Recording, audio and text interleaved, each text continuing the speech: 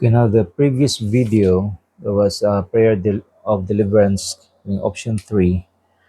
That is to be prayed by the victim or for case of self-deliverance.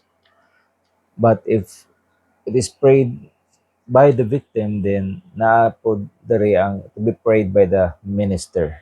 Okay, so continuation is just prayer of deliverance, option 3. So in nomine Patri et Filii et Spiritus Sancti. Amen.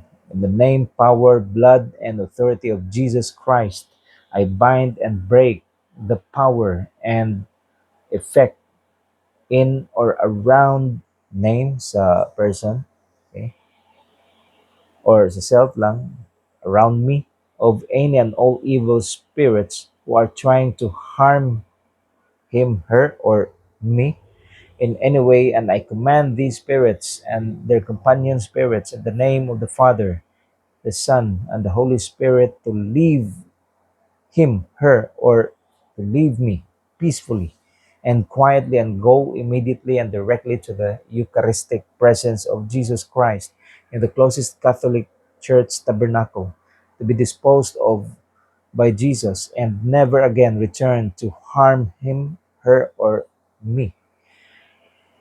Dear Holy Spirit, please fill up any void in names, a person, or in me to overwhelming with your great love. All this, Father, I pray in the name of Jesus Christ by the guidance of your Holy Spirit, Immaculate Heart of Mary, spouse of the Holy Spirit. Please pray for me and with me. Amen. So again, after deliverance prayer, cleansing prayer sa page 100 or page 102. Importante kayo. Ano siya?